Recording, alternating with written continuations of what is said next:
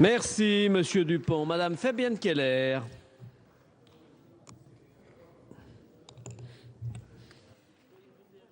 Monsieur le Président, Madame la Ministre, Monsieur le Président de la Commission, mes chers collègues, nous sommes amenés, chers collègues, à débattre d'un sujet de société, évidemment, qui impacte fortement et durablement la vie de nos concitoyens. Chacun de nous a bien sûr le devoir de se prononcer selon sa conscience et son vécu. À ce titre, je veux souligner que le groupe politique auquel j'appartiens permet à chacun d'exprimer son opinion et ses convictions sur ce sujet. Je veux en remercier ici le président de mon groupe, Jean-Claude Gaudin. Comme pour chacun d'entre nous, chers collègues, c'est le vécu du terrain, la richesse des rencontres, la participation, le suivi de débats et aussi la souffrance exprimée lors d'échanges qui nous conduisent à faire notre choix. C'est mon expérience d'élu de terrain et de parlementaire qui a forgé, au plus profond de moi-même, ma conviction. Cette conviction, c'est qu'il est temps pour la République de donner aux personnes homosexuelles la même reconnaissance, les mêmes droits et la même sécurité juridique qu'aux personnes hétérosexuelles. Je comprends l'attachement au mot « mariage » de nos concitoyens opposés au projet de loi du gouvernement. Mais j'entends également la revendication légitime d'égalité des couples homosexuels face à l'ensemble des institutions de la République.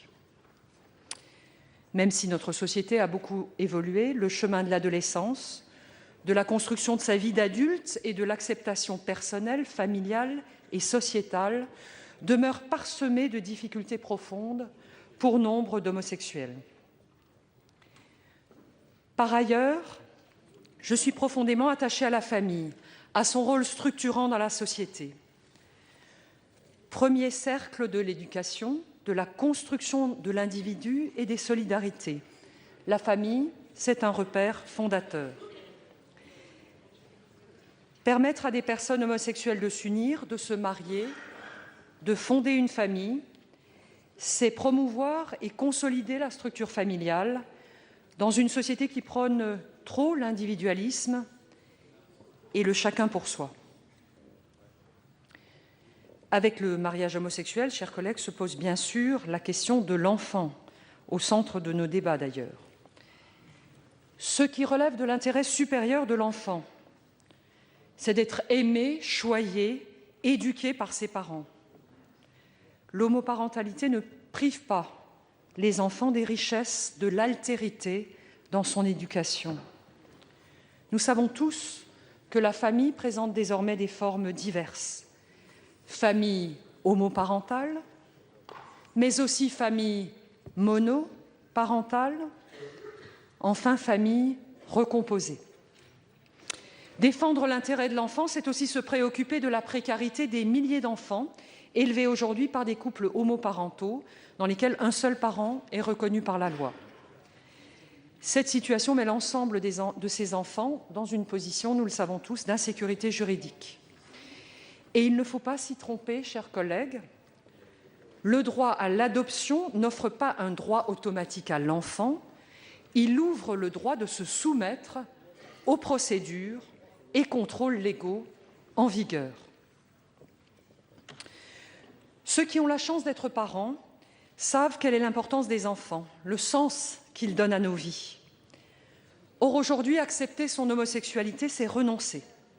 C'est renoncer au mariage et c'est renoncer à la parentalité. C'est s'amputer d'un des plus beaux buts de l'existence, fonder une famille, aimer et élever des enfants. L'homosexualité n'est pas un choix. C'est une réalité qui s'impose à ceux qui aiment une personne de même sexe. Je ne me sens pas prête, en tant que parlementaire, à ce que la préférence sexuelle que l'on se découvre à l'adolescence puisse conditionner l'ensemble de l'existence d'une personne.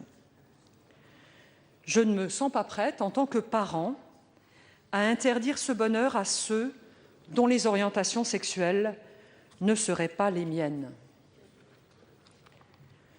Nous sommes tous évidemment des êtres en quête de bonheur. Notre rôle de parlementaire n'est pas de l'inventer, mais de le rendre accessible. L'homosexualité n'est ni un danger, ni une chance pour notre société.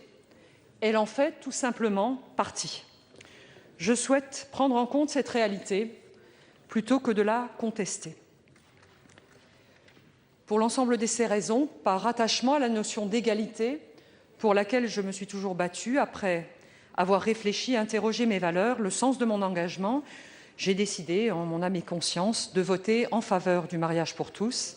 C'est pourquoi je voterai donc l'article 1er de ce texte qui nous est soumis ici, comme l'ensemble de ce projet de loi. Je vous remercie. Merci, Madame Keller. Monsieur François-Noël Buffet. Monsieur le Président, Monsieur le rapporteur, Madame le Ministre, mes chers collègues, quelques mots simplement. D'abord pour redire, comme l'a rappelé tout à l'heure le Premier ministre Jean-Pierre Raffarin, que les propos de notre collègue Laurent tout à l'heure étaient fortement déplacés. Les propos qu'il a tenus à notre endroit, notamment pour laisser entendre que nous serions homophobes. Jean-Pierre Raffarin a dit les choses très clairement, mais je regrette, ou encore faut-il regretter, qu'il n'ait pas été là cet après-midi, au moment du débat que nous avons eu sur l'union civile, car il aurait pu se rendre compte à ce moment-là que naturellement, ça n'était ni notre volonté, ni notre attitude, ni nos convictions.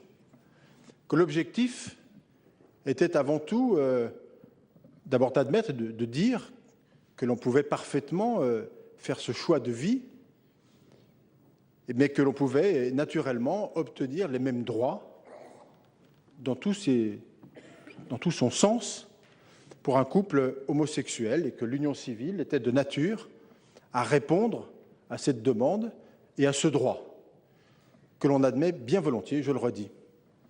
Mais la majorité sénatoriale en a décidé autrement, préférant maintenir la position qui est la sienne, et en parlant de mariage, du mariage pour tous, qui, vous l'avez dit également, entraîne nécessairement la filiation.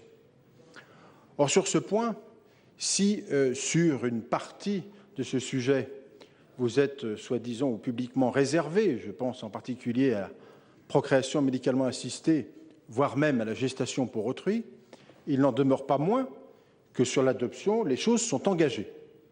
Je ne reviens pas sur ce qu'a dit le doyen Gelard, sur les conditions de cette adoption, les difficultés qui seront rencontrées, voire même les impossibilités que les couples trouveront sur leur chemin pour pouvoir aboutir dans leur désir d'enfant.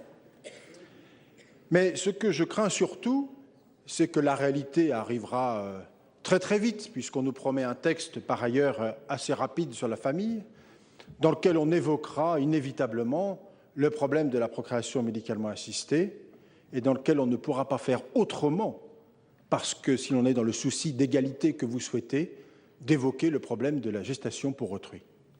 Et sur ce point-là, nous ne pouvons évidemment pas vous suivre, parce que la gestation pour autrui, c'est la mise dans le commerce d'un être humain et des femmes. Que les choses soient bien claires. C'est cela, car aux États-Unis, on peut s'offrir un enfant pour 80 000 €, alors qu'en Europe centrale, c'est sans doute de l'ordre de 15 000 €. Et puis on se mettra dans ce dispositif-là, qui est d'ailleurs contraire à la législation française, puisque je rappelle que le corps humain n'est pas dans le commerce. Et pour toutes ces raisons-là, que vous n'abordez pas aujourd'hui, parce que ce n'est pas abordable aujourd'hui sur le plan politique, vous y viendrez la prochaine fois. Et en réalité, avec ce texte, vous avancez masqué. Et nous savons tous, parce que personne n'est dupe ici, que la prochaine étape, ce sera celle-ci. Et c'est pour ces raisons-là que je ne voterai pas ce texte. Merci. Merci, Monsieur Buffet. Monsieur Philippe Bas.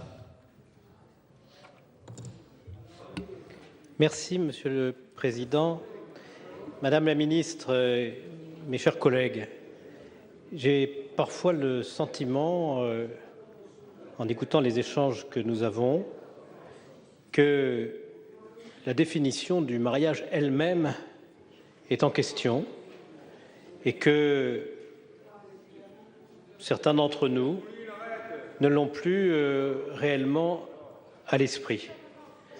Bien au-delà de cet hémicycle, on peut d'ailleurs faire la même observation. On observe notamment que les institutions de sondage posent souvent deux questions à nos concitoyens. La première, pour savoir s'ils sont pour le mariage des personnes de même sexe, et la seconde, pour savoir s'ils sont pour l'adoption par des époux de même sexe ou des personnes de même sexe vivant en couple. Il est très intéressant de constater que la réponse n'est pas la même aux deux questions. On peut se demander pourquoi, parce que quand on regarde l'article 345.1 et l'article 346 du Code civil, on voit écrit noir sur blanc, premièrement, que quand la filiation d'un enfant n'est établie qu'à l'égard d'une personne, le conjoint de cette personne peut l'adopter. Donc l'adoption par le conjoint est automatique. Quand on est marié, on peut adopter l'enfant de son conjoint. Et deuxièmement, c'est l'article 346, il dit que deux personnes ne peuvent pas adopter d'enfants sauf s'ils sont mariés. Et par conséquent, sans toucher à quoi que ce soit, mais on verra tout à l'heure que pourtant vous allez toucher quand même à ces règles, le système dans lequel on rentre est un système qui rend l'adoption automatique.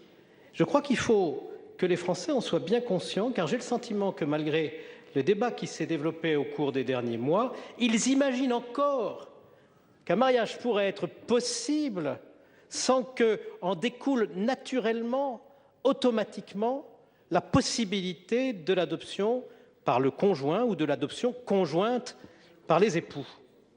Et ça pose évidemment une question grave, car je crains fort qu'il y ait un très fort malentendu, non pas vis-à-vis de nos compatriotes qui se sont opposés au projet, mais vis-à-vis de ceux qui disent le soutenir tout en refusant cette adoption.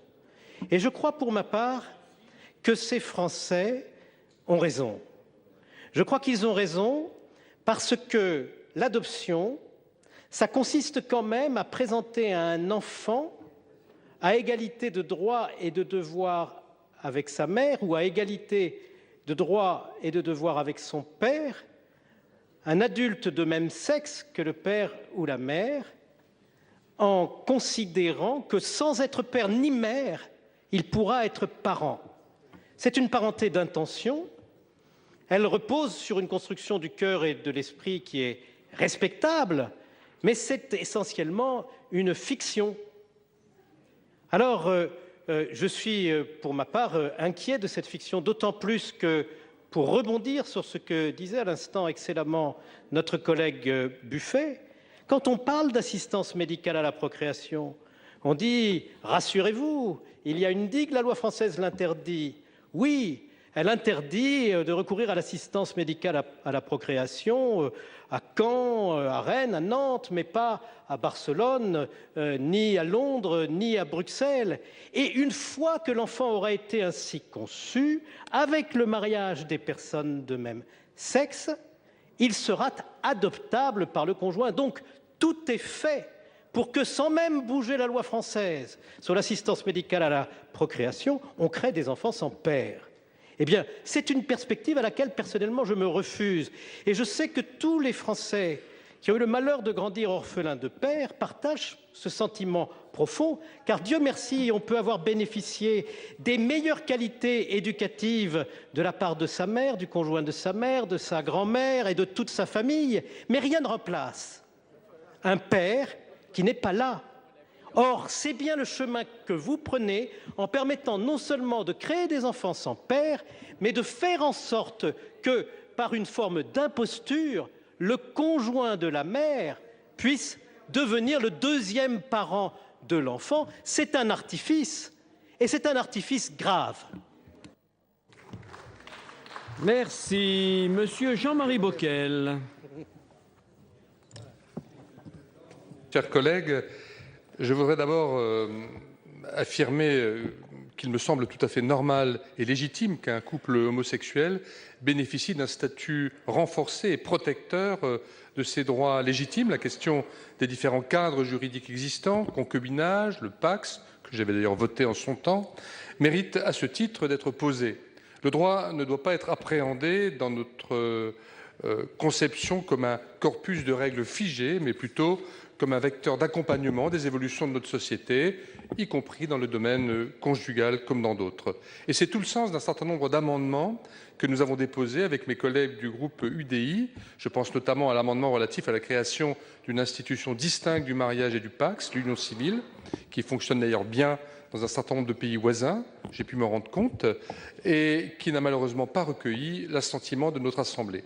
L'union civile répondrait pourtant aux attentes de tous, en offrant aux couples un cadre juridique avec l'application d'un statut protecteur patrimonial et le recours au juge en cas de rupture, et serait l'occasion d'une célébration solennelle en mairie, en termes de reconnaissance, de place dans la société, semblable dans la forme au mariage, comme l'a rappelé d'ailleurs notre président de groupe, Françoise Oqueto. La mise en place d'un tel cadre juridique, qui nous semble autant pertinente que nécessaire, serait d'ailleurs aussi une réponse sans ambiguïté face aux questions qui font débat entre nous, de filiation, d'adoption plénière, ainsi que de PMA, de GPA, et qui, elles, suscitent les préoccupations que l'on sait chez nombre de nos concitoyens. Ce n'est pas la problématique de la conjugalité qui ébranle nos convictions, c'est bien celle de la filiation. En effet, alors que le principe d'union homosexuelle rassemble très largement nos concitoyens, pourrait nous rassembler très largement, force est de constater que le principe de l'homoparentalité, tel que formulé dans ce texte, les divise, nous divise. L'ouverture du mariage aux couples homosexuels emporte de fait la possibilité pour ces couples d'adopter un enfant, sans remettre en cause la capacité de quiconque à adopter, éduquer, aimer un enfant. J'émets toutefois des réserves fortes sur ce qui me semble être une transformation profonde de la parentalité et de la filiation. Notre espèce humaine se reproduit, dure et existe par l'union d'un homme et d'une femme.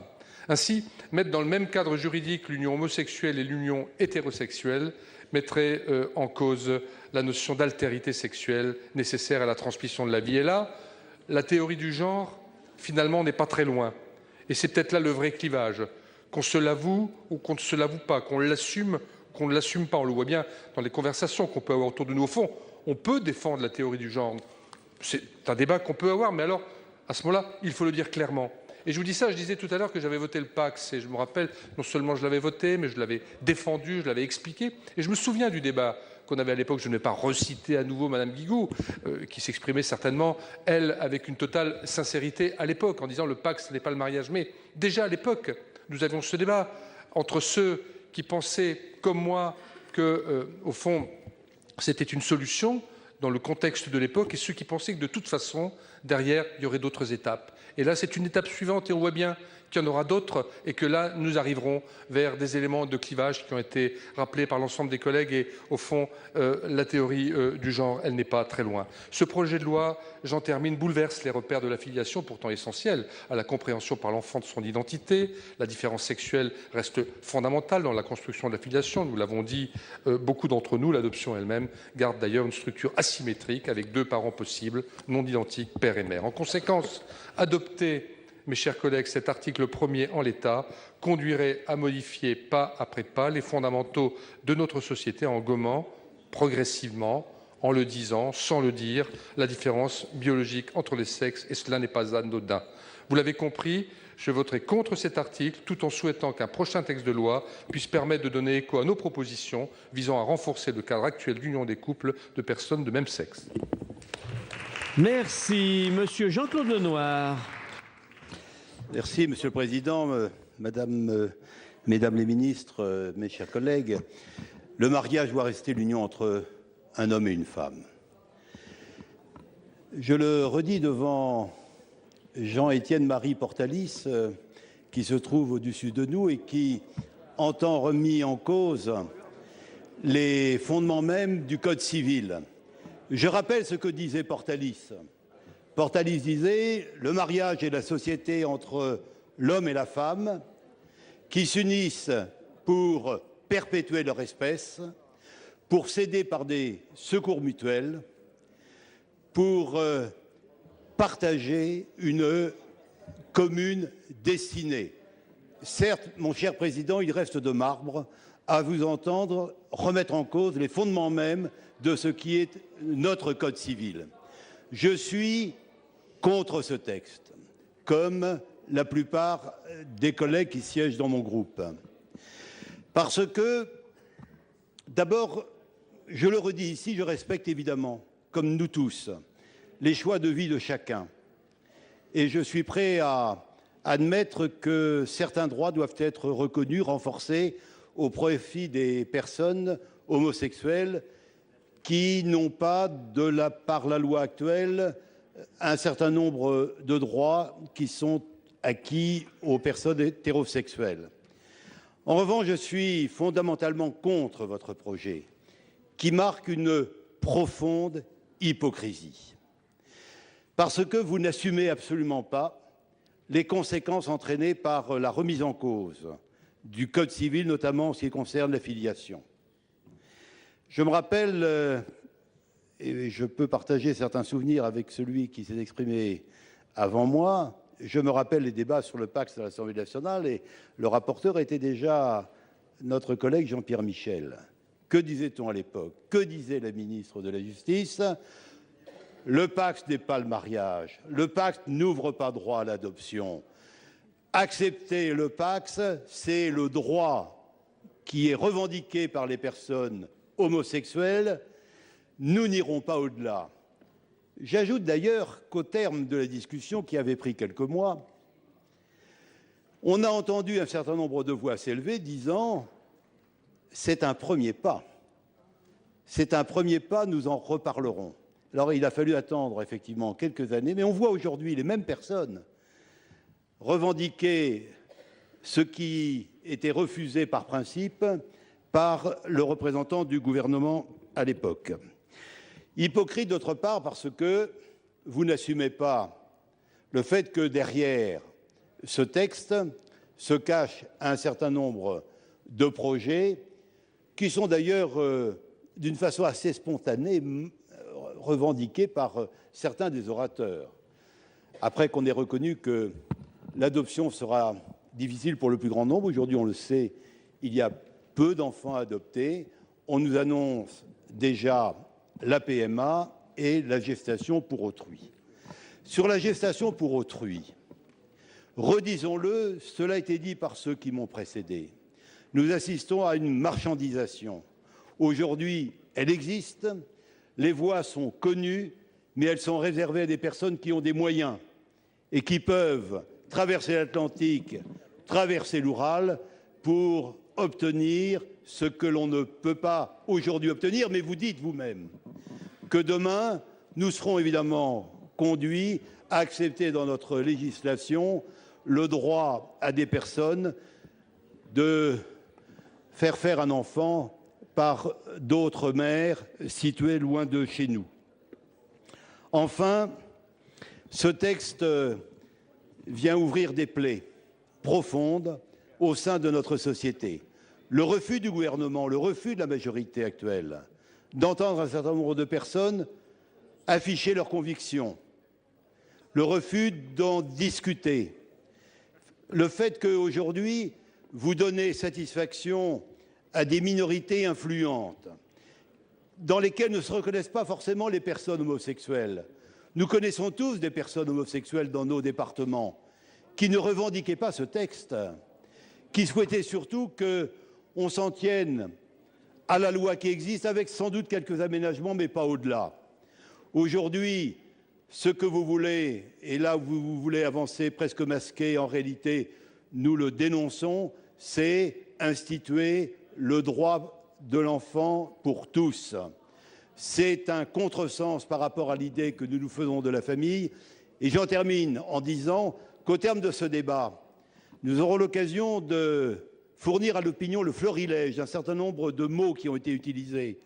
Parmi ceux qui étaient les plus provocants, il y a ces mots qui ont été prononcés par un sénateur de gauche disant « Il y a un fantasme, celui du père, de la mère et de l'enfant ». Non, le père, la mère et l'enfant ne sont pas des fantasmes, ils constituent des piliers de notre société. Merci. Monsieur Bruno Sido. Voilà, on interrompt quelques instants cette séance qu'on va reprendre en direct dans quelques minutes pour recevoir Fabienne Keller. Fabienne Keller, merci d'être avec nous. On vient d'entendre Jean-Claude Lenoir qui répète encore, comme beaucoup de parlementaires de droite, qu'il n'y a pas eu assez de débats. Est-ce que vous êtes d'accord avec ça ? Alors, il y a eu beaucoup de débats depuis l'été dernier, mais c'est vrai que sur un sujet aussi important, chaque citoyen aurait envie de pouvoir participer parce que chacun a son avis en fonction de son parcours personnel, des rencontres, de ses lectures, des débats qu'il a suivis. Donc c'est vrai que pour que toute la France puisse participer au débat, il faut du temps et c'eût été bien plus apaisé dans le cadre d'un débat plus prolongé, peut-être d'1 an ou 2, permettant à chaque citoyen vraiment de donner son avis et d'avoir le sentiment de peser. Ça fait quand même plusieurs mois, plusieurs semaines ici au Sénat et puis avant à l'Assemblée nationale qu'il y a des dizaines d'heures d'auditions qu'on a diffusées sur notre antenne. Donc le débat a quand même vécu, non ? C'est vrai que le débat a eu lieu, mais il s'est organisé autour d'un texte posé, figé. C'est probablement ce reproche-là qui est fait par de nombreux opposants au mariage pour tous, à la démarche poursuivie par le gouvernement. Un débat éthique, autour de la famille, plus large, précédant la proposition de loi, aurait permis une sorte de maturation en fait de la question dans la société française qui a beaucoup changé. Vous êtes une des rares parlementaires UMP à voter pour ce projet de loi. Est-ce que vous regrettez d'être si isolée dans votre famille politique ? Écoutez, le groupe politique auquel j'appartiens, présidé par Jean-Claude Gaudin, permet à chacun de s'exprimer en fonction de ses convictions et je me félicite que ce soit la règle générale. Est-ce que vous regrettez d'être si isolé ? Écoutez, nous en avons discuté avec un certain nombre de mes collègues. Plusieurs ont hésité à s'abstenir ou voire même à voter pour. Il y a la question de la majorité à laquelle on appartient aussi, dans un débat malheureusement clivé par le gouvernement, un débat trop marqué, alors que souvent les positions, quand on discute avec les personnes, même qui refusent de voter ce texte, sont plus équilibrées, chacun aimerait pouvoir en débattre plus finement. Donc non, je ne me sens pas isolée, mais nous ne sommes pas nombreux, c'est vrai. Est-ce que, comme certains de vos collègues qui vont voter pour ce texte, vous avez reçu des menaces, des lettres faisant un peu état de pression ? Beaucoup de sénateurs se sont plaints, notamment ceux de droite qui vont voter pour le texte, de ce genre de menaces. Alors il y a beaucoup de courriels, les systèmes de mail sont redoutables pour cela. Un certain nombre sont excessifs, mais je dois dire, ceux-là, ils ne me touchent pas vraiment. Par contre, j'ai reçu aussi des lettres plus personnelles de personnes que je connais ou qui vraiment partagent une conviction. Et je respecte profondément des avis différents et je lis ces courriers, j'essaye d'y répondre comme je peux et de partager mes convictions. Je crois que chacun vraiment sait en son âme et conscience qu'il prend position dans ce qui est vraiment un choix de société. On parle beaucoup d'une radicalisation des opposants au texte. Est-ce que vous la sentez, vous, cette radicalisation ? Cette radicalisation est vécue dans la rue. A été très mal vécu par des personnes qui ont manifesté à la fin mars à Paris, oui. À Paris. Mais à titre personnel, je dois dire que j'accepte ces pressions. Elles font partie de ma mission de parlementaire. Je pense que quand cette pression s'exerce, comme pour Chantal Joanneau, sur les enfants ou sur son domicile personnel, ce n'est pas acceptable. Oui, on peut rappeler qu'effectivement, la semaine dernière, jeudi dernier, Chantal Joanneau a été réveillée aux aurores par des manifestants juste en bas de chez elle à Paris. Il y a aussi, le débat est assez apaisé, assez serein ici au Sénat. Puis il y a une intervention remarquée, c'est celle de Pierre Laurent, le secrétaire national du Parti communiste, qui était absent des débats la semaine dernière, qui est arrivé dans l'hémicycle cet après-midi et qui finalement a assimilé les opposants au texte à des homophobes. Quelle est votre réaction ? Alors c'était un propos très excessif. D'ailleurs, pour tout vous dire, on a tous été surpris de voir Pierre Laurent là. Parce qu'en fait, on ne le voit presque pas dans l'hémicycle. Donc voilà, il est venu, il est d'ailleurs déjà reparti dans un débat très radical, enfin qu'il a pensé très radical, pas du tout dans l'ambiance apaisée. Je pense qu'il s'y est mieux à un débat en profondeur. Jean-Pierre Raffarin lui a répondu très fermement. Je crois que ce n'est pas acceptable de s'injurier de cette manière et je crois que vraiment l'acceptation de l'homosexualité progresse dans notre société. Ce n'est pas en s'adressant des injures qu'on fait progresser le respect de chacun. Merci beaucoup Fabienne Keller d'avoir été en direct sur notre antenne. On va rejoindre maintenant Delphine Girard qui se trouve dans la tribune de presse au-dessus de l'hémicycle du Sénat. Delphine, pour faire un peu un point, on en est où dans les discussions autour de l'article 1er du projet de loi ? Eh bien, Perrine, les prises de parole des sénateurs UMP se multiplient sur cet article 1. Ils jettent toute leur force dans la bataille pour empêcher l'article clé de ce projet de loi qui ouvre le mariage mais aussi l'adoption aux couples de même sexe. Il faut dire que cet après-midi, les sénateurs UMP ont essuyé un revers avec le rejet de leur principale contre-proposition. Les sénateurs UMP souhaitaient en effet mettre en place une union civile. L'amendement de Patrice Gélard a été rejeté.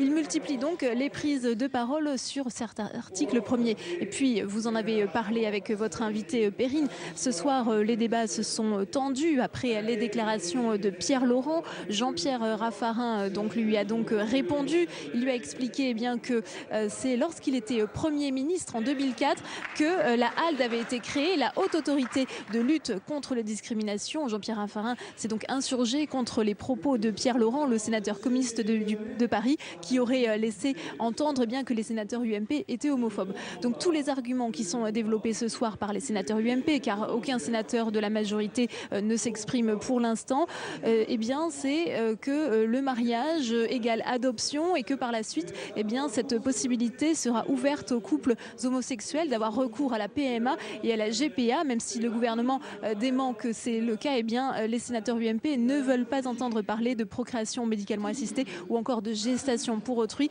Le recours à une mère porteuse. Enfin, sachez, Perrine, que plusieurs allusions ont été faites à Portalis. Portalis, un des rédacteurs du Code civil, c'est lui qui a rédigé pour le Code civil napoléonien la définition du mariage tel qu'on le connaît aujourd'hui, un contrat de droit naturel entre un homme et une femme. Sa statue trône dans l'hémicycle du Sénat. C'est pour cela que de nombreux sénateurs y font référence. Alors actuellement, c'est Gérard Larcher qui a pris la parole, car chaque orateur s'inscrit au fur et à mesure de la discussion et on ne sait pas si on va avoir le vote de l'article 1er ce soir, car les débats se prolongent. Voilà, Perrine, ce qu'on pouvait dire pour l'instant. Merci Delphine. Effectivement, le vote sur l'article 1er, je vous le rappelle, l'article 1er symbolique, important, puisque c'est lui qui institue le mariage pour tous dans le cadre de ce projet de loi. Ce vote sur l'article 1er interviendra sûrement plutôt demain en début d'après-midi, mais on rejoint l'hémicycle pour suivre la suite de ces débats avec donc l'ancien président du Sénat, Gérard Larcher, qui s'exprime en ce moment dans l'hémicycle. À tout à l'heure. Sociétaux, s'il est adopté, parce qu'il va révolutionner la famille et la filiation.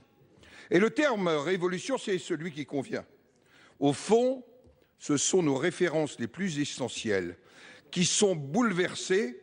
Et c'est pourquoi, avec Bruno Retailleau, nous avons souhaité que ce soit l'ensemble des Français qui soient consultés devant un tel bouleversement.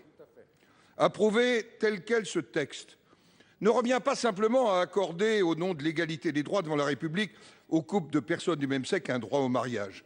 Il aboutit nécessairement, logiquement, juridiquement, au nom même de cette égalité, à accorder un droit à tous les attributs de la parentalité, notamment un droit à la transmission du nom, à la transmission du patrimoine et surtout, à la reconnaissance du lien de filiation et l'exercice de l'autorité parentale.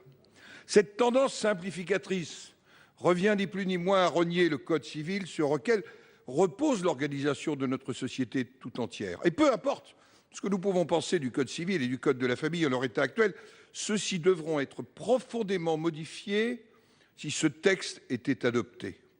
La question du mariage est intrinsèquement et originellement liée à la question de la filiation. Sur les bancs des ministres, ici ou à l'Assemblée, lors des questions d'actualité ou en commission, beaucoup ont appelé à la fin des postures hypocrites. Très bien. Alors reconnaissons d'abord que de l'institution du mariage résulte l'établissement de la présomption de paternité. Reconnaissons qu'avec ce projet, nous aboutirons à l'ouverture à l'adoption plénière, qu'on le veuille ou non, pour les couples mariés de même sexe. Soyons logiques et allons jusqu'au bout de cet égalitarisme à tout crin. Ouvrir le mariage aux personnes de même sexe ouvre le droit de filiation. Cette filiation, entre guillemets artificielle, sera indispensable puisque ni un couple d'hommes, ni un couple de femmes ne peuvent procéder par eux-mêmes. Ces personnes, une fois mariées, n'auront pas les mêmes droits que les hétérosexuels mariés puisqu'ils seront privés d'enfants. Et la réalité fera que l'adoption ne pourra pas, à elle seule, répondre à l'ensemble des demandes. Et à l'esprit du don, et je voudrais insister sur ce point, l'esprit du don qui sied à notre éthique, don d'organes gratuit, don du sang gratuit, succédera un marché un marché de la procréation. Et ce marché de la procréation bouleversera profondément notre éthique. Et ceci, nous ne pouvons pas le faire par petites étapes successives de non-dits additionnés. Ceci me semble essentiel. Alors, vous savez, samedi, et si vous en doutez, vous le vérifierez, j'ai marié un jeune couple et naturellement, en relisant les articles 212, 213 et suivants, eh bien, je me suis dit, au fond, quel sens a cet engagement?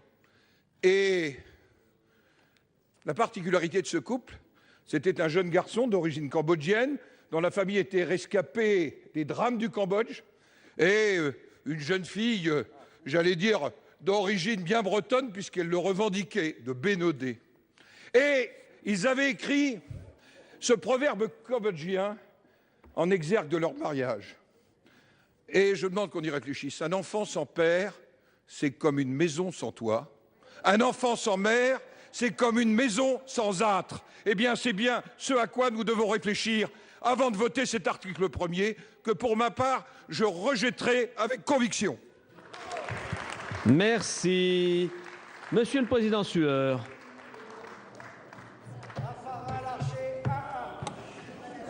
Mes chers collègues, Madame la Ministre, Monsieur le Président, il y a certains propos qui ne peuvent rester sans réponse.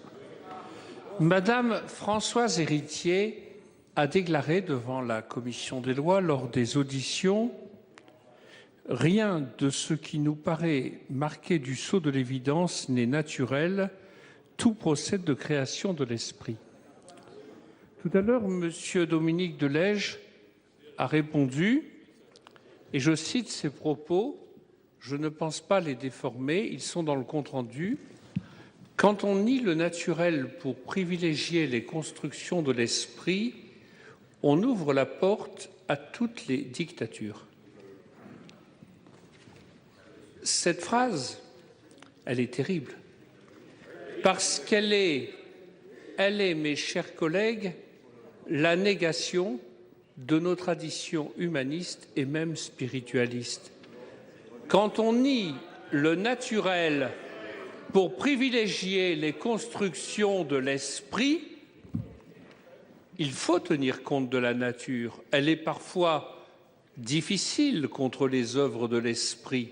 Elle se venge. Il faut chercher l'harmonie avec la nature. Mais quand l'esprit abdique, on ouvre la porte à toutes les dictatures. Moi, je veux relever cela. Quand Madame Cayeux, parlant de ce texte, nous dit, je cite, « Quand on n'arrête plus le désir, les dégâts commencent. La loi du désir tout-puissant conduit à insulter la nature. » Voyez-vous, Madame Cayeux, vous avez dit cela. Vous avez tout à fait le droit d'avoir une conception du désir. Mais si vous dites ces propos par rapport à ce texte, pour moi, cela n'est pas anodin. Ça veut dire qu'il y a des formes de plaisir qui sont un bienfait et que dès lors que l'on parle des homosexuels, il y a des formes de désir qui sont des malédictions. Madame Cayeux, c'est ce que vous avez dit. Eh bien, c'est exactement ce qui est dit et faisons très attention, Monsieur Revet, aux présupposés de ce que l'on dit. Lorsque l'on nous parle de polygamie, tout le monde voit bien que cela n'a pas d'objet. Lorsque l'on nous redit, pour la 150e fois au moins, que nous avançons masqués et que ce qu'il y a dans ce texte, c'est la PMA et la GPA. Mais, mes chers collègues, nous sommes nombreux ici, un certain nombre, en tout cas j'en suis, je ne sais absolument pas, lorsque se présenterait un texte sur la PMA et la GPA, ce que nous voterons, ce que je voterai. Aujourd'hui, nous votons sur un texte qui a un objet et c'est ce n'est pas correct intellectuellement que de nous dire perpétuellement que ce texte serait invalidé en raison d'un objet qui n'est pas le sien et par rapport auquel on fait constamment des procès d'intention à ceux qui voteraient ce texte. On a le droit d'être pour ce texte et de ne pas être favorable ni à la PMA ni à la GPA. On en parlera. Le cas échéant, on en parlera. Ensuite, Monsieur Jean-Pierre Raffarin, je tiens à revenir sur cette question du langage. Vous nous dites finalement la langue française est la langue de la République en vertu de la Constitution. Nous sommes bien d'accord. Et il existe une académie française qui dit que tel mot, par exemple le mot mariage, a un sens et n'en changera pas. Mais je veux redire que toutes les sciences humaines et sociales montrent bien entendu le contraire, et y compris l'Académie française elle-même. Parce que si les mots n'avaient qu'un sens, et que ce sens était immuable, ce serait contraire à l'histoire des langues, à l'histoire tout court. Vous savez que le dictionnaire de l'Académie française le plus récent, Monsieur le Premier ministre, c'est le 9e. Le premier date de 1694. Si on a fait 9 dictionnaires de l'Académie française, c'est que le sens de beaucoup de mots a changé. Les mots sont des êtres vivants. Et ce n'est pas la peine de faire semblant que tous les mots gardent toujours le même sens, puisque c'est rigoureusement faux. Rigoureusement. Tout le monde le sait d'ailleurs. Enfin, je termine en disant que s'il y a un mot auquel nous sommes attachés, nous sommes très attachés à l'esprit du don, Monsieur Larcher. C'est quelque chose qui est beau, qui est fort. Nous y tenons. Ce sont les mots reconnaissance et le mot respect. Nous voterons cet article 1 avec respect, notamment pour toutes les personnes qui, si longtemps, ont été vilipendées, ont vécu dans la honte et qui veulent être reconnues et qui ainsi le seront. Merci, Monsieur le Président. Madame la Ministre. Merci, Monsieur le Président. Moi, j'entends bien et je respecte tout à fait et je me félicite quand j'entends sur tous ces bancs que personne n'est homophobe. Et je m'en félicite, c'est très bien. Mais alors, je voudrais poser un certain nombre d'interrogations parce que je vous ai écouté avec beaucoup d'attention, les uns et les autres, et je voudrais savoir quel est le lien que vous faites entre homosexuels et, par exemple, le droit à l'enfant. Le droit à l'enfant, c'est, si cela existe, le droit à l'enfant, il s'adresse indifféremment aux hétérosexuels comme aux homosexuels. Mais le droit à l'enfant, je vous ai écouté avec beaucoup d'attention, donc je demande à ce que vous m'écoutiez avec attention. Mais, monsieur, l'adoption par les couples hétérosexuels, c'est très beau la définition que vous en donnez en disant « c'est donner une famille à un enfant ». Mais pensez-vous véritablement que l'ensemble des couples hétérosexuels qui sont dans des démarches d'adoption ne le fassent uniquement que pour donner une famille à un enfant? Eh bien, je vous réponds non. Parce qu'il y a, et il ne s'agit pas de porter un jugement dessus, il y a un désir d'enfant qui peut se satisfaire de façon naturelle, comme vous dites si bien, mais qui, lorsqu'il ne peut pas être satisfait de façon naturelle, cherche à s'exprimer dans l'adoption. Et donc, ça n'a rien à voir, je le dirais de la même façon, pour les couples hétérosexuels qui ont recours à l'assistance médicale à la procréation. N'est-ce pas, là aussi, une forme du droit à l'enfant ou du désir à l'enfant et qui n'a rien à voir avec l'homosexualité, qui peut s'appliquer indifféremment aux homosexuels comme aux hétérosexuels? J'ai entendu aussi appliquer aux homosexuels que pour les enfants, il y aurait perte des origines. Je tiens à dire que là aussi, si on reprend, et nous l'avons déjà évoqué, si l'on reprend le cas des enfants adoptés, pendant combien de décennies et de décennies a-t-on nié, et cela venait de la part de couples hétérosexuels, a-t-on nié à l'enfant adopté qu'il était un enfant adopté? Je n'ai pas entendu, ou on a entendu trop peu, s'élever des voix pour dire qu'il y avait perte des origines. Enfin, pensez-vous que les homosexuels seraient frappés de sottises pour laisser croire aux enfants qu'ils élèvent et qu'ils éduquent qu'ils sont nés de 2 pères ou qu'ils sont nés de 2 mères? Moi, je ne leur ferai pas cette insulte. Ensuite, vous avez aussi appliqué des termes, produire des enfants adoptables. C'est ce que je veux tout de suite. Je vous cite, hein. C'est la fiction d'une filiation. C'est on peut s'offrir un enfant. C'est le marché de la procréation. Mais pensez-vous que l'adoption, telle qu'elle est pratiquée aujourd'hui au niveau international, ne soit pas aussi sous une forme, un marché qui s'opère? Croyez-vous que l'adoption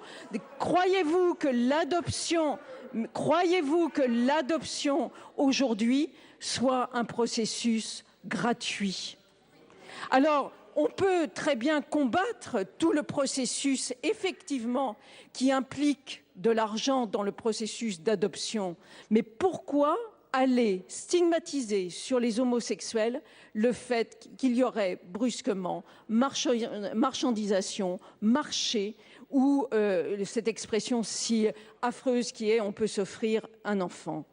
Donc, je tiens à dire que je suis assez étonnée que ce soit appliqué uniquement aux homosexuels et que la réflexion n'aille pas jusqu'au bout et concerne aussi les couples hétérosexuels. Il y a un deuxième point sur lequel je voudrais aussi intervenir au regard de vos propos.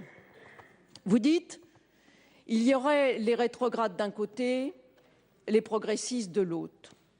Ce n'est pas le vocabulaire que vous avez pu entendre ni dans la bouche de Christiane Taubira, ni dans ma bouche. Mais il est quand même, je dirais, indispensable de reconnaître une chose, c'est que c'est bien 2 visions de la famille qui s'opposent. Bien. Donc, vous avez d'un côté l'idée d'une famille idéale, un papa, une maman, 2 enfants, d'une famille, que cette famille idéale est éternelle et doit constituer le seul modèle. J'ai envie de vous dire,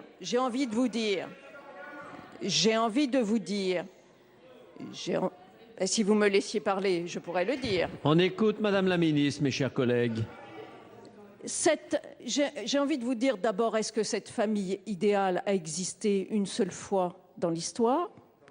Et ensuite, même si cette famille idéale existe, aujourd'hui, la société est faite, que ça vous plaise ou que ça vous plaise pas, et que ça me plaise ou que ça ne me plaise pas, est faite d'une diversité des formes de famille. Et que, de toute façon, il ne s'agit pas de porter un jugement sur il y aurait tel type de famille qui serait bien et tel autre qui ne serait pas défendable.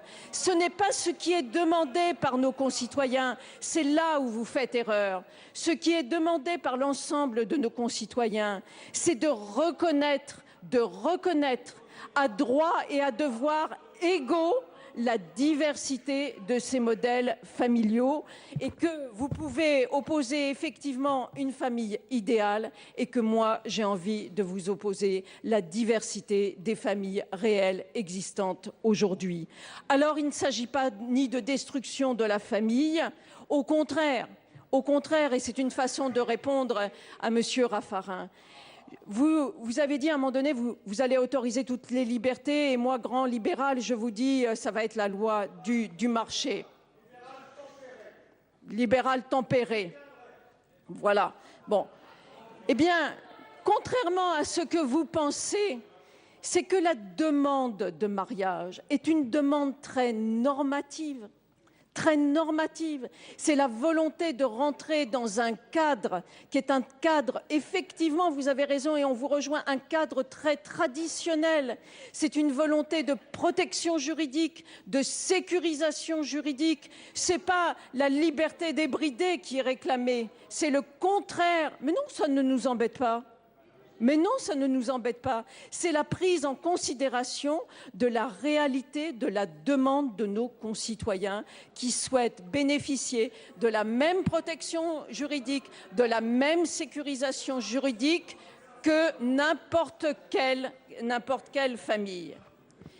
Ensuite, j'ai entendu « Oh, finalement, c'est une grande loi famille, c'est tout ou rien ». Mais pour faire une loi famille, pour reconnaître justement la diversité des modèles familiaux, vous avez évoqué des questions très justes, le statut du beau-parent, une réforme de l'adoption, la connaissance, la question de la levée de l'anonymat, des questions qui sont des questions de fond. Mais pour pouvoir faire une loi famille, encore faudrait-il que toutes ces familles soient mises sur un pied d'égalité. Or, aujourd'hui, s'il est bien des familles qui ne sont pas mises sur le même pied d'égalité avec les mêmes droits et les mêmes devoirs, c'est les familles homoparentales. Et ces familles homoparentales, elles existent déjà. Il y a déjà des enfants nombreux qui vivent dans ces familles homoparentales. Et donc, effectivement, la loi famille viendra dans un second temps, une fois que l'égalité sera réalisée. Sur la gestation pour autrui. Sur la gestation pour autrui, je ne sais pas comment il faut le dire. Le président n'a cessé de répéter sa ferme détermination et son hostilité à la réalisation de la gestation pour autrui et même à l'ouverture d'un débat. Et je vous renvoie à l'article 16.1 de la Constitution qui, justement, est une protection contre toute forme de marchandisation du corps. Du Code civil, pardon, du Code civil. Enfin, non. Madame la ministre. Enfin, je voudrais remercier vraiment Madame Keller pour un propos,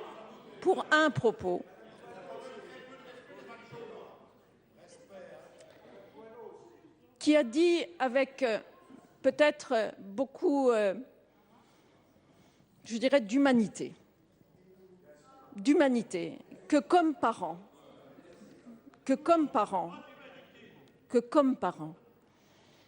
elle ne se verrait pas expliquer à un enfant ou un adolescent homosexuel ou un futur adulte homosexuel le fait qu'il ne puisse pas bénéficier des mêmes droits, des mêmes devoirs, des mêmes aspirations à la fois à pouvoir vivre en couple, bénéficier des mêmes droits que n'importe quel autre couple, devoir renoncer au fait de la parentalité.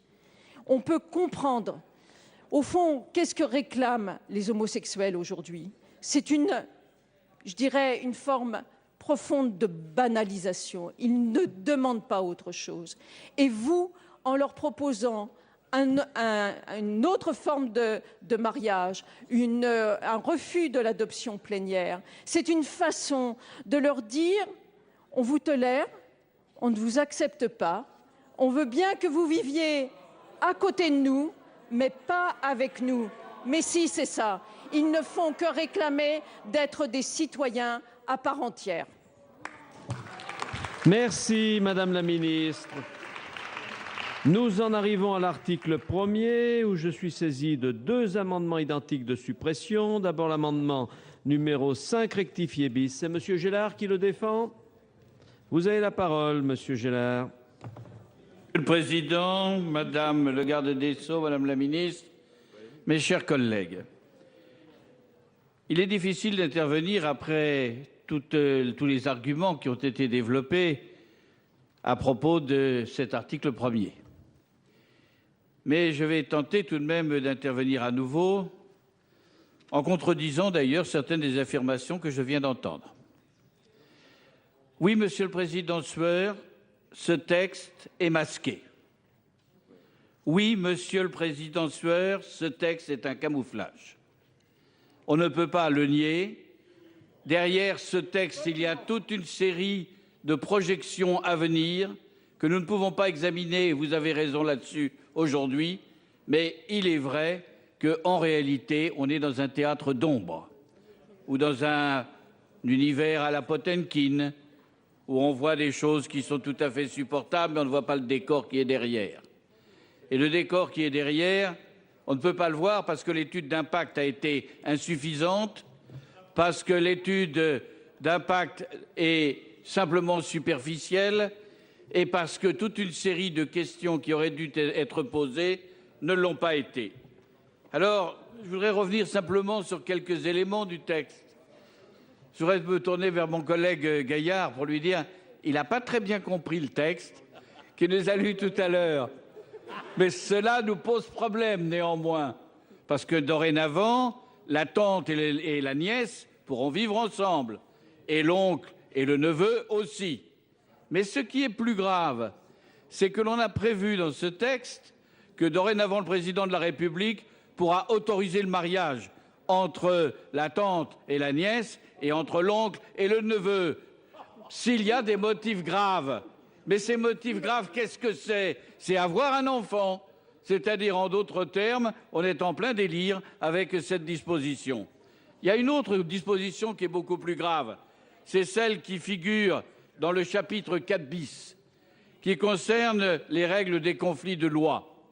Où dans ces règles de conflit de loi, on affirme purement et simplement qu'il faut violer les règles du droit international privé qui nous régissent, d'aller à l'encontre de tout ce que l'on a fait jusqu'à maintenant en autorisant des choses que les conventions que nous avons signées avec les États étrangers nous interdisent. Simplement pour ces raisons, on ne peut pas aller dans le sens que nous indique cet article 1er et c'est la raison pour laquelle, naturellement, je demanderai qu'on vote l'amendement que j'ai déposé. Merci, Monsieur Génard. Amendement 170, c'est Madame Ferrat qui le défend? Oui, merci, Monsieur le Président. Vous avez la parole.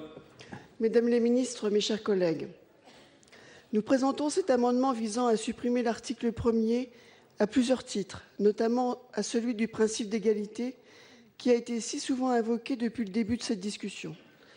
Dans ce texte, l'égalité présente deux dimensions. Une dimension absolue, systématique, pour ce qui concerne l'égalité entre les couples de sexes différents et les couples de même sexe. Une acception relative lorsqu'il s'agit de donner à des enfants une parenté fondée sur l'altérité sexuelle et une parenté avec des couples de même sexe. On ne peut pas, en permanence, invoquer la notion d'égalité lorsqu'on donne à la dimension d'égalité une acception absolue et systématique dans certains cas et une acception relative dans d'autres cas. Nous avons également déposé cet amendement en raison du flou volontairement entretenu sur la portée réelle de la réforme que vous envisagez. Cette réforme du mariage est en fait la porte d'entrée d'une réforme qui ne dit pas son nom, celle de la parenté. C'est le point central, mes chers collègues, et nous ne pouvons pas rester dans le flou sur ces questions. Avec votre conception d'égalité, où s'arrête-t-on? Égalité entre couples hétérosexuels et couples homosexuels, et demain, entre couples homosexuels, bien sûr. Comment? Avec, pour les couples de femmes, la PMA et pour les couples d'hommes, la GPA. La vérité, c'est qu'au fond, ces changements sont inévitables puisqu'ils reposeront sur cette notion de soi-disant égalité qui irrigue ce projet de loi et en particulier cet article 1er. L'ouverture du mariage et de l'adoption aux couples de personnes de même sexe ne peut être fondée sur un principe d'égalité de droit entre les couples homosexuels et les couples hétérosexuels, alors même que leur situation est différente au regard de la transmission de la vie. L'ouverture du mariage et de l'adoption aux couples de personnes de même sexe constituerait une remise en cause profonde des fondements mêmes de notre société et de notre politique familiale. Nous vous avons proposé précédemment de créer, en lieu et place de l'ouverture du mariage aux couples des personnes de même sexe, une union civile, mais vous avez balayé notre proposition. Vous avez rejeté notre proposition. Il ne nous reste qu'une possibilité, nous opposer fermement, avec conviction, à votre texte. Merci, Madame Ferrat. Avis de la Commission sur ces deux amendements, Monsieur le rapporteur. Merci, Monsieur le Président, Mesdames et Messieurs, chers collègues. La Commission des lois, bien entendu, vous demande de repousser ces deux amendements. Nous avons repoussé précédemment les deux amendements qui proposaient un nouveau système qui était l'union civile. Ils ont été rejetés et maintenant on nous propose de supprimer l'article 1er qui est le nœud de ce texte. Donc, proposons bien sûr de voter contre ces deux amendements. Il faudrait dire 3 mots de plus. Mes chers collègues, pourquoi passionner autant ce débat? Vraiment, y a-t-il lieu de passionner autant ce débat? En fait, certains d'entre vous ont parlé calmement, soit qu'ils soient pour, soit qu'ils soient contre. D'autres se sont livrés à des envolées lyriques qui ne changent rien à la réalité des choses. La réalité des choses, c'est quoi? C'est d'abord qu'aujourd'hui, nous sommes dans une situation où, de mon point de vue, les familles offrent plutôt une bonne image de la société. Contrairement à ce qui était le cas au XIXe siècle et au début du XXe, où la famille a été abîmée, salie, par des mariages forcés, par les adultères à répétition, par les bâtards, par les enfants naturels. C'était quand même ça, la famille. Mais si, c'était ça. Tout au moins dans les milieux aisés et bourgeois. Aujourd'hui, oui, parce que on sait très bien que dans les milieux ruraux, ça peut être différent. Aujourd'hui, c'est quoi la famille? C'est une famille qui vit à son aise, à son rythme, qui peut se former et se déformer et divorcer. Malheureusement, pour l'intérêt des enfants d'ailleurs. C'est une famille où personne n'est contraint de se marier, où finalement les enfants qu'on a, c'est qu'on les a désirés, y compris au sein de notre famille hétérosexuelle, et que dans cette famille, on peut même faire introduire des enfants qu'on n'a pas eus au sein du mariage, et que donc ce mariage, Monsieur le Président Larcher, n'est plus seulement la présomption de paternité. La présomption de paternité est totalement réduite à sa plus simple expression, nous le savons très bien aujourd'hui. Et il y a cette famille. Et puis à côté, il y a des familles recomposées, décomposées par les hasards de la vie. Nous en connaissons tous. Et ici, un certain nombre d'entre nous sont dans cette situation. Et puis il y a des familles monoparentales, parce que des femmes seules se retrouvaient à élever des enfants, soit parce qu'elles l'ont voulu d'ailleurs, soit parce que le hasard de la vie le fait. Et puis il y a des familles homosexuelles qui existent, qu'on le veuille ou non, et qui élèvent des enfants. Enfants nés souvent d'une union postérieure de l'un d'entre eux, qui ensuite... antérieur, pardon, de l'un d'entre eux. Excusez-moi. C'est Larcher, je vois que votre humour décapant, même là... Bon, voilà. Et ces familles-là existent, ces enfants sont là, et ces familles, aujourd'hui, n'ont pas les mêmes droits que les autres. Et ces enfants n'ont pas la même sécurité que les autres. Donc voilà une réalité. Cette réalité, elle est simple. Et le fait qu'on ouvre le mariage à ces couples du même sexe avec la possibilité d'adopter n'enlève rien, ne change rien. Monsieur Hyest, le président Hyest, ne change rien à la nature du mariage. Même si, je suis d'accord avec vous, le mariage dans d'autres pays n'a pas les mêmes modalités juridiques, mais il a la même signification que chez nous. Et dans ces pays-là, et c'est la deuxième réalité qui s'impose à nous, dans ces pays-là très différents, la Belgique, les pays nordiques, on connaît. L'Espagne, le Portugal, on connaît. L'Angleterre, et puis d'autres. Dans ces pays-là, l'adoption par les couples homosexuels a quelquefois été légalisée avant même le mariage. Maintenant, le mariage est légalisé et il n'y a pas eu de tsunami familial. Il n'y a pas eu de tsunami familial. Voilà. Et les choses se passent normalement. Alors, que le législateur mette des barrages, qu'il mette des bornes et qu'il en mette pour la suite. Parce que la suite arrivera, bien sûr. Mais enfin, faut-il ici être dans un bal d'hypocrite? Je n'en suis pas, et je n'en serai jamais.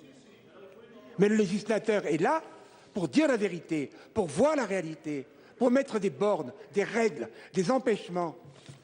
Et demain, vous parlez des enfants qui viendront je ne sais comment. Mais mes chers collègues, lorsque, il y a encore quelques dizaines d'années, l'adultère était un délit, condamné par les tribunaux. J'ai moi-même, au tribunal correctionnel, dans les années 78, condamné des hommes pour adultère.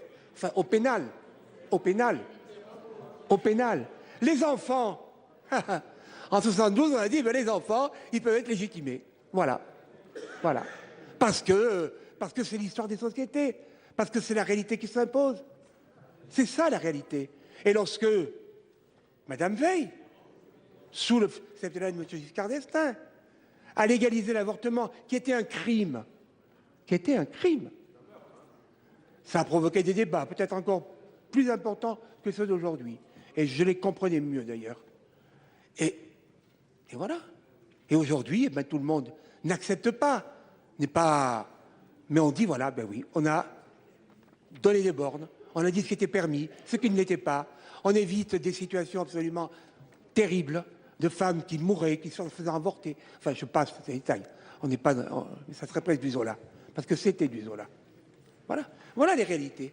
Donc, c'est pas la peine de passionner les débats, c'est pas la peine de dire et de dire à un certain nombre de gens mal informés, de les désinformer. Il faut les informer sur ce qu'est la société, sur ce qu'est la réalité, sur ce qu'ils ne veulent pas voir, et ce sur que ce projet de loi, très modestement, tâche de régler.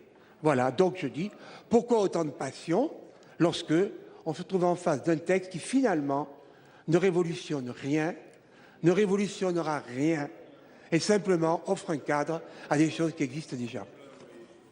Merci, monsieur le rapporteur. Avis du gouvernement, madame la ministre.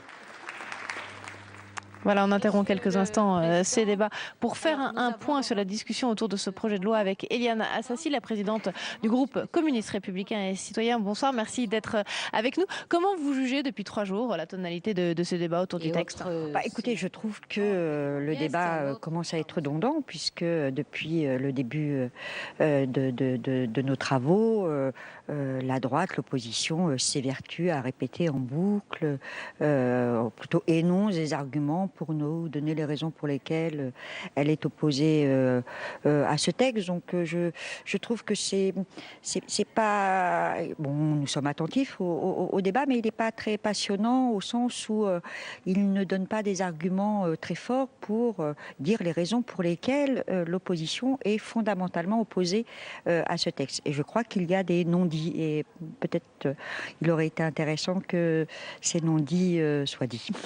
Quand vous parlez de non-dit, vous pensez à quoi, par exemple? Je pense que fondamentalement, la droite use de ce texte pour faire passer d'autres messages que le message relatif au mariage pour tous. On le voit avec les manifestations qui ont plutôt une autre utilité que celle de dire simplement une opposition, ce qui est tout à fait un droit d'ailleurs, de dire son opposition à un texte, mais pour faire valoir d'autres arguments sur la politique qui est menée aujourd'hui dans le pays. Alors forcément, ici, après, dans l'hémicycle, les choses sont dites un petit peu en boucle. Ouais, vous regrettez que le clivage soit avant tout politique?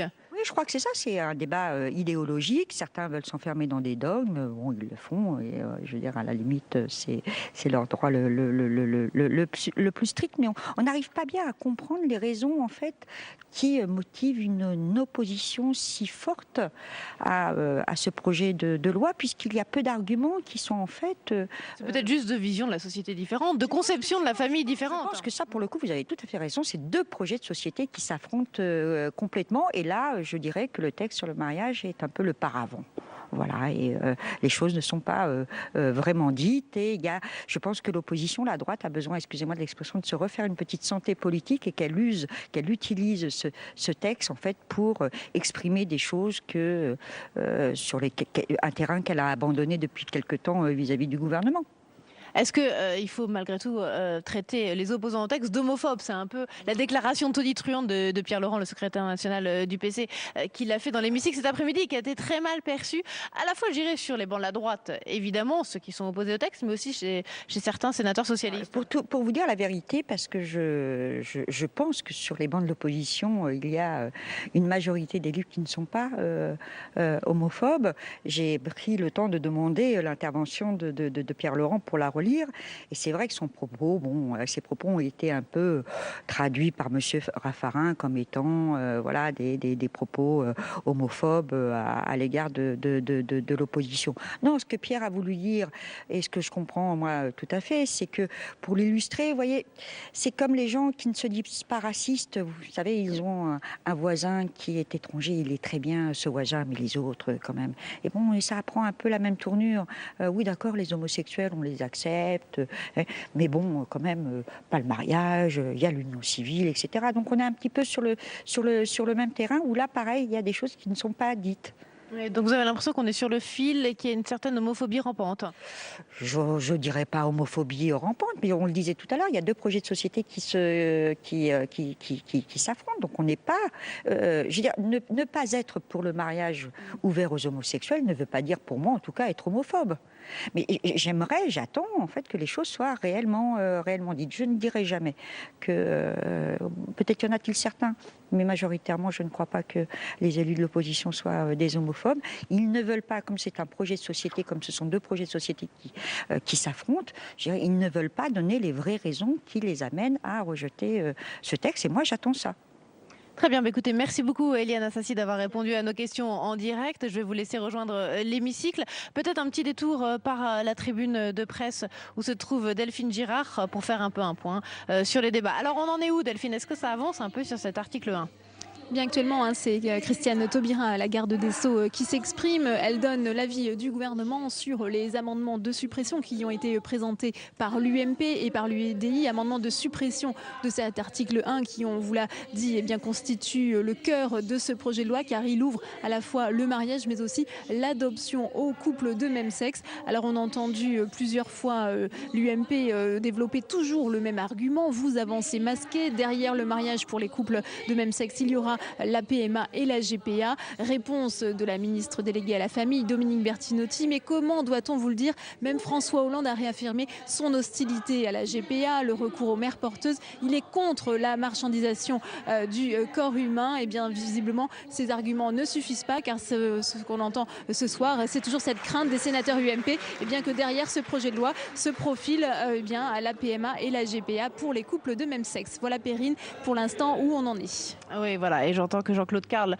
le vice-président du Sénat qui préside cette séance dans l'hémicycle cet après-midi, annonce les explications de vote. On va les suivre tout de suite en direct. On rejoint l'hémicycle à tout à l'heure. Notre droit de la famille relatif au mariage et en conséquence l'adoption et à la filiation est fondamentalement bouleversé par le projet de loi. Le présent article remet en cause le sens et la vocation du mariage pour l'ensemble des couples.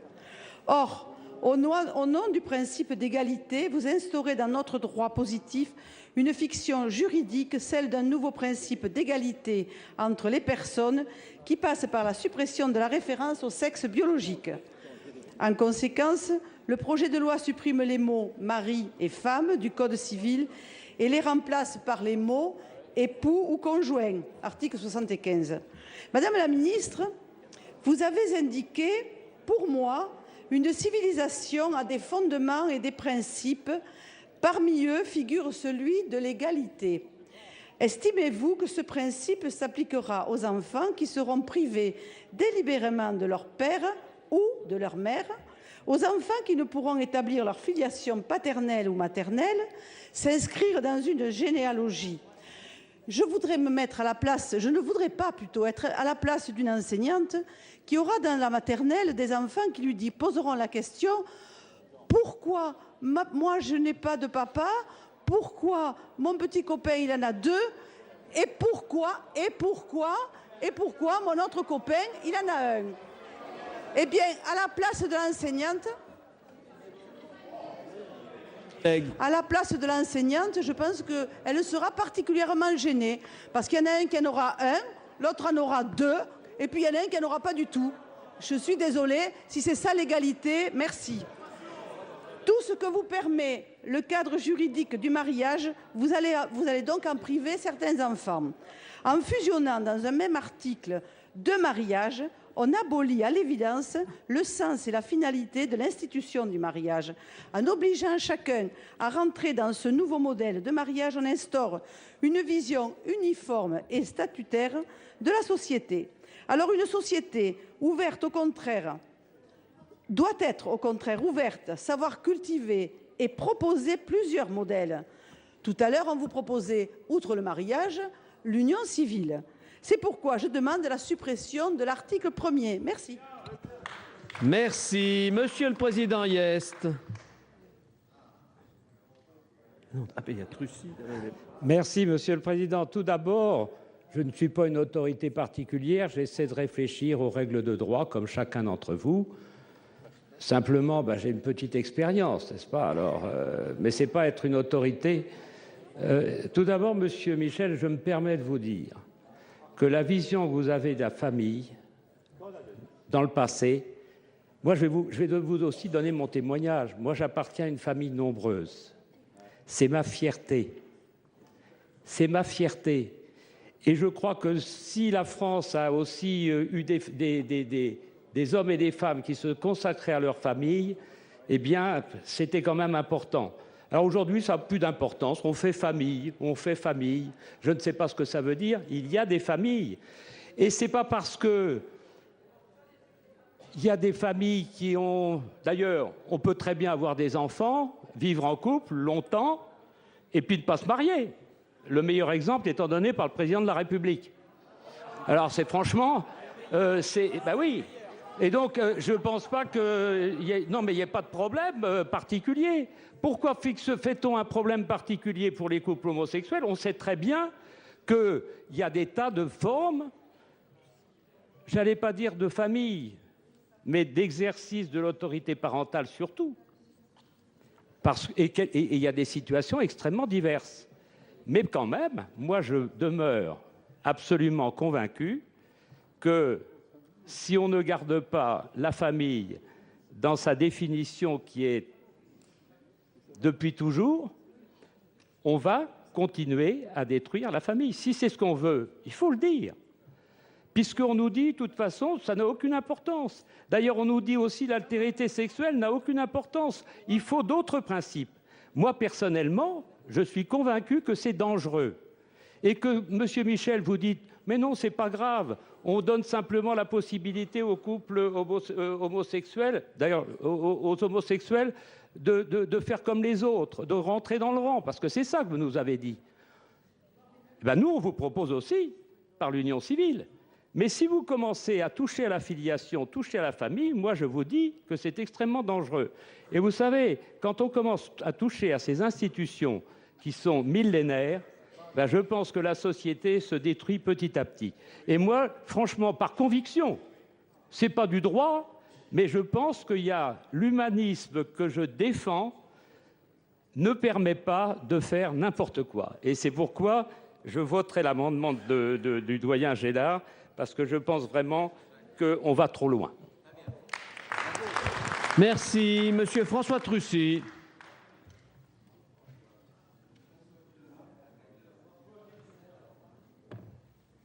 Non, mais moi, je suis très inquiet parce que si je vais essayer d'être cohérent avec ce qui a été dit jusqu'à présent et le doyen Gélard, cette cohérence qui est saluée par Madame le ministre. Par contre, je ne suis pas du tout sûr d'avoir son tempérament et je m'en excuse par avance. L'ouverture du mariage aux couples de même sexe ne trouve, quoi que vous en disiez, aucune justification sur le terrain du combat pour l'égalité. D'ailleurs, le Conseil constitutionnel lui-même rappelle qu'il est loisible au législateur, c'est-à-dire à vous, d'organiser le droit différemment afin de régler des situations différentes. Et c'est ce qu'il a fait depuis toujours, il ne faudrait quand même pas oublier ce passé-là, sans ignorer les couples de même sexe, en créant le PACS, dont le régime, ce n'est pas le Conseil constitutionnel, c'est le législateur, dont le régime fiscal et patrimonial a été progressivement, grâce à tous, aligné sur celui du mariage. Certes, des différences existent, vous les avez rappelées, mais d'autres formules, mais vous ne les avez pas voulues, plus respectueuses de tous, pouvaient être envisagées pour remédier à cette différence de traitement. Concernant les enfants élevés par des couples de personnes de même sexe, ils ne sont pas non plus en situation de totale insécurité juridique, comme certains d'entre vous le craignent. Le législateur a prévu des possibilités en matière de partage ou de délégation de l'autorité parentale. Ça, c'est du droit appliqué. En revanche, si la situation actuelle ne porte préjudice à personne, l'ouverture du mariage aux couples de personnes du même sexe, à nos yeux, crée de nouvelles inégalités. Des inégalités au sein même du mariage. Si la loi est adoptée, le principe d'unité du mariage disparaît. Il existera un mariage des hétérosexuels qui continueront de garantir à l'enfant une double filiation par le biais de la présomption de paternité et un mariage homosexuel où la filiation tiendrait plutôt du virtuel. Des inégalités dans l'accès au mariage. Si l'on transforme fondamentalement, substantiellement le fondement autrefois juridique du mariage en lui substituant un fondement, on va dire, sentimental, on réduit le mariage à une simple reconnaissance sociale de l'amour des couples de même sexe. Comment, dans ces conditions, vous-même ou le Conseil constitutionnel, saisi par le biais de QPC, ne pourrez pas s'attaquer aux lois prohibant la polygamie ou la minorité dans le mariage? Cet aspect tout à l'heure ne vous a pas inquiété, nous, il nous inquiète. Enfin, des inégalités parmi les couples de personnes du même sexe. Le gouvernement aurait dû nous permettre de discuter sereinement de ce dispositif qui introduit une inégalité certaine entre les couples homosexuels sur le simple fondement de leur sexe. Des inégalités parmi les enfants adoptés, nous en avons suffisamment parlé. La vérité nous oblige à dire que la majorité des enfants adoptés sont ressortissants de pays qui n'acceptent pas l'union homosexuelle des adoptants. C'est pourquoi les enfants, selon les candidats à l'adoption, ne disposeront pas des mêmes droits pour créer une famille. Enfin, cet article que nous contestons et qui constitue à vos yeux le cœur de la loi ne nous paraît pas en conformité avec notre ordre juridique interne qui, depuis 1804, a fait de l'altérité sexuelle un caractère fondamental du mariage. Or, rappelons que ce principe, dans un grand nombre de textes antérieurs à 1946, la loi du 27 juillet 1984 sur le divorce, la loi du 13 juillet 1907 relative au libre salaire de la femme mariée et à la contribution des époux aux charges du mariage, la loi du 18 février 1938 modifiant le Code civil. Le législateur a fait un principe fondamental reconnu par les lois de la République. C'est pour ça que je voterai l'amendement de M. Gélard. Merci. Monsieur Dominique de Legge. Merci, Monsieur le Président, Mesdames les ministres, chers collègues. C'est clair, cet article 1 pose un problème de filiation, c'est largement expliqué là-dessus. On a compris quelle était la position du gouvernement, vous avez compris quelle est la nôtre. Je n'y reviens pas. Ceci étant, il y a une question à laquelle vous n'avez toujours pas répondu. Il est clair que la situation de l'adoption étant ce qu'elle est, vous ouvrez un droit à l'adoption dont on sait qu'il ne pourra pas effectivement s'exercer. Et donc moi je voudrais, Madame la Ministre, que vous répondiez à une question qui vous a été posée vendredi par M. Retailleau, que j'ai reposée cet après-midi, et pour laquelle nous n'avons pas eu la réponse, ou alors nous avons eu plusieurs réponses. M. Sueur nous a dit tout à l'heure, nous n'avançons pas masqués. J'ai entendu M. Michel, rapporteur, nous dire tout à l'heure, je ne suis pas hypocrite, la suite arrivera. J'ai entendu Madame le ministre de la Famille nous expliquer que le président de la République n'était pas favorable à la GPA, mais je n'ai toujours pas la position du gouvernement sur la procréation médicalement assistée et par conséquent, au moment où nous allons voter cet article 1, il est important que vous nous disiez clairement si Madame Belkacem, lorsqu'elle a dit que la suite viendrait et qu'il faudrait régulariser avec la PMA, et lorsque M. Michel nous dit que la suite arrivera, le gouvernement est en désaccord avec cette position, ou s'il est en accord. Mais vous devez la vérité à la représentation nationale, vous devez la vérité aux Français. Il est temps que vous sortiez de l'hypocrisie et que vous nous disiez quelle sera la suite. Merci. Madame Elisabeth Lamure. Merci, Monsieur le Président, Mesdames les ministres, mes chers collègues. Je regrette le manque de bonne volonté du gouvernement sur des questions qui intéressent l'ensemble de la société. Évidemment que nos propositions dénaturent votre projet puisque nous y sommes opposés. Nous contestons les notions de droit à la parenté, de droit à l'enfant que vous tentez d'introduire dans notre droit. et nous sommes opposés au bouleversement que vous engagez. En effet, nous espérons préserver l'altérité sexuelle dans le mariage afin de préserver la présomption de paternité. Nous souhaitons créer une nouvelle union assurant une meilleure sécurité juridique pour les couples de personnes de même sexe. Cela nous permettrait d'ailleurs de codifier les nombreuses dispositions qui existent déjà et qui permettent d'assurer la protection des enfants vivant avec des couples homosexuels. Et certains d'entre nous souhaitent très logiquement ouvrir l'adoption simple à ces couples. Nous considérons que le mariage s'insère dans la réalité biologique de la procréation. L'objectif de cette institution est donc de protéger juridiquement le lien de filiation entre un père et son enfant par le biais de la présomption de paternité. Vous souhaitez réduire le mariage à la reconnaissance sociale de l'amour entre deux personnes de même sexe. Or, notre positionnement n'est pas simplement de principe. Nous avions prévu la création d'une union civile qui aurait permis aux couples de même sexe de bénéficier d'un statut plus protecteur. Le régime de cette union aurait été aligné, comme nous l'avons exposé en début de débat, sur celui du mariage, excepté en ce qui concerne la filiation, puisque nous considérons que le droit ne saurait se substituer totalement à la nature, qui veut que la procréation soit le fait d'un homme et d'une femme. Conscients des réalités biologiques qui s'imposent à nous, nous n'ignorons pas non plus la nécessité d'améliorer le cadre juridique de l'union des couples de même sexe. Malheureusement, vous rejetez notre proposition sur le motif qu'elle modifie substantiellement le texte qui nous est présenté. Ainsi, et puisqu'il faut mettre en avant les interrogations que vous devriez à l'évidence résoudre par vous-même, je souhaiterais que vous nous expliquiez votre positionnement sur les conséquences de cet article.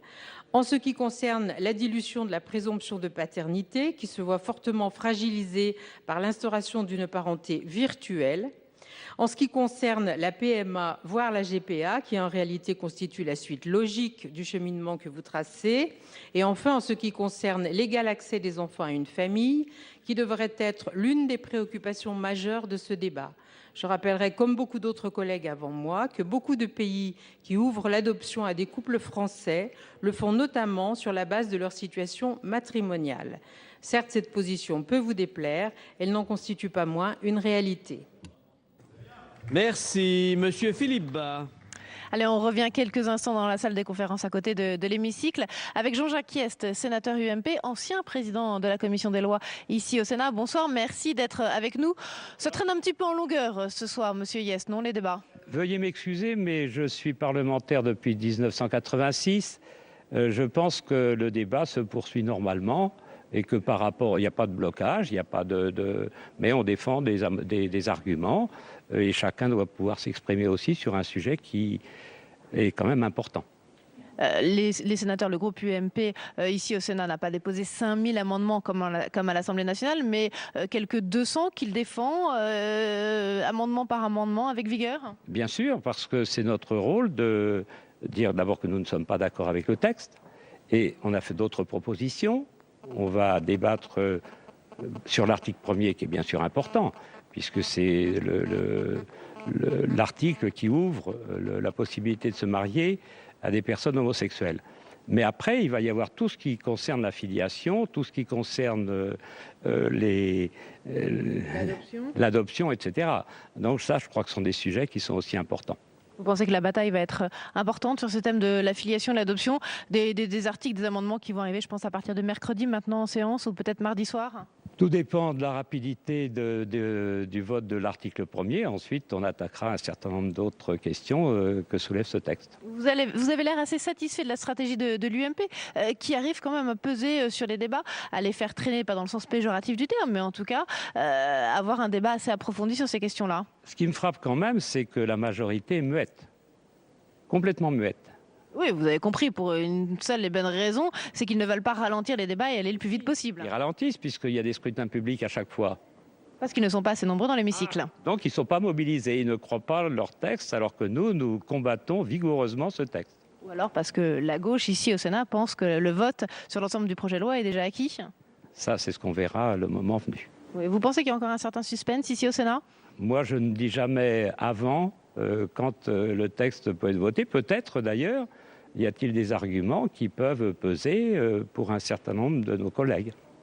Toujours est-il que l'union civile, que le groupe UMP, l'union civile pour les couples homosexuels, que le groupe UMP défendait a été rejeté cet après-midi en séance. Ça, c'était quand même l'amendement majeur de votre groupe. Vous avez encore des espoirs sur l'ensemble du texte? Ça se pourrait, oui, que certains s'aperçoivent que si le mariage est admis, mais c'est une sorte d'union civile, toutes les conséquences sur la filiation pose beaucoup de problèmes à un certain nombre de sénateurs socialistes, je le sais.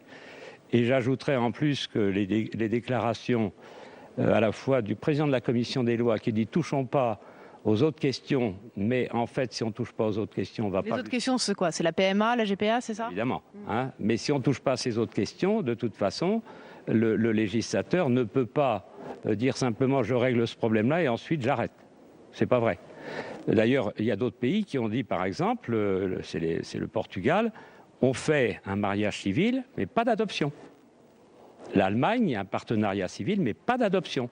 Parce que si vous ouvrez l'adoption, bien entendu, comme on sait en plus que l'adoption devient pratiquement impossible dans nos pays, et tant mieux, ça veut dire qu'il y a moins d'enfants adoptés, eh bien, pour avoir des enfants, il faudra avoir recours à d'autres techniques.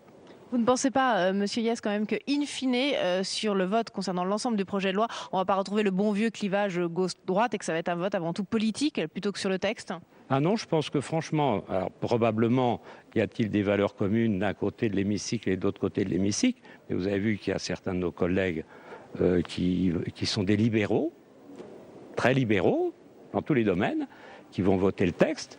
Et puis, il y a un certain nombre de personnes qui sont engagées à gauche, mais qui ne voteront pas ce texte. Très bien. Écoutez, merci beaucoup, Jean-Jacques Hyest, d'avoir répondu en direct à nos questions. Je vous laisse rejoindre l'hémicycle du Sénat, où votre collègue de l'UMP, Philippe Bas, est en train de s'exprimer. Éducative. C'est tout simplement qu'au cœur de la vie de cet enfant, qui aura été conçu sans l'avoir demandé, comme tout enfant, il y aura l'absence du parent de l'autre sexe. Et vous ne pourrez faire, parce que vous avez un rêve et une utopie, que ça se passe autrement, que cette absence ne soit pas un manque profond. Nous voulons l'éviter, tout simplement. Et nous disons que nous pouvons organiser la vie de ces familles sur d'autres fondements que ceux que vous proposez. Et c'est la raison pour laquelle je soutiens, avec un peu de passion, en effet, monsieur le rapporteur, l'amendement de suppression qui a été présenté par nos collègues Gélard, d'une part, et Zocchetto, d'autre part. Merci. Monsieur Bruno Retailleau.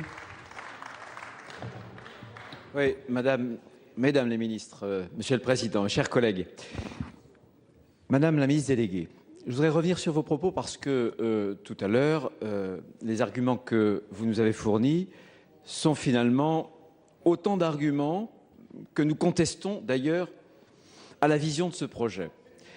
Première observation, vous nous avez dit finalement, bien sûr, il n'y a pas de modèle de famille. Tout se vaut et en réalité, le pire, c'est le modèle finalement. C'est ignorer que tous ceux qui s'occupent de l'action sociale, qui en sont responsables ou qui sont en première ligne de la misère actuelle, savent bien que les situations de misère souvent sont amenées par des pathologies de la famille. Pas d'ailleurs en matière d'homosexualité ou d'hétérosexualité, mais parce que quand la famille se délite, eh bien, il y a des conséquences sociales. C'est une évidence que tout le monde reconnaît et qu'il faut reconnaître. Et que des propos aussi relativistes dans la bouche de la ministre de la Famille de la République, qu'elle signale, toutes les études montrent aujourd'hui que le premier bouclier vis-à-vis des difficultés sociales, c'est la famille. Alors, il ne s'agit pas de dégrader tel ou tel comment dirais-je, comportement familial. Il s'agit simplement, vous qui représentez l'État, de dire un modèle familial, c'est important. Voilà. Et le modèle familial, c'est le père, la mère et les enfants, parce que c'est le cadre, pour le moment, qui est le plus protecteur. Ensuite, la question centrale, les enfants. Le droit aux enfants. Vous avez, madame, à plusieurs reprises utilisé ce terme, le droit à l'enfant. Vous avez même utilisé un autre terme en parlant du désir à l'enfant. J'imagine que c'était le désir pour l'enfant, peu importe. Mais c'est la même chose. Vous voyez, ce qui fonde notre opposition radicale au projet et au texte, c'est que vous ne prenez garde à rien et certainement pas aux précautions qu'un certain nombre d'autorités ont attirées. Le défenseur des droits des enfants, le défenseur des droits, Dominique Baudis, qui a pointé des incertitudes juridiques préjudiciables aux enfants. Le Conseil supérieur de l'adoption, vous connaissez son avis, il a été relaté dans l'étude d'impact pourtant lacunaire. Les nombreux pédopsychiatres. Alors pourquoi, avec tant d'avis, des avis extrêmement mitigés vis-à-vis des plus faibles, les enfants, pourquoi est-ce que vous voulez les passer par pertes et profits, par pure idéologie? Parce que vous poursuivez un objectif qui est un objectif dicté simplement par l'utopie. Vous savez ce que signifie l'utopie en grec? C'est un lieu qui n'existe pas. Et Madame la ministre, je vous ferai remarquer, ce n'est pas le droit qui empêche des couples de même sexe d'avoir des enfants. C'est la nature, tout simplement.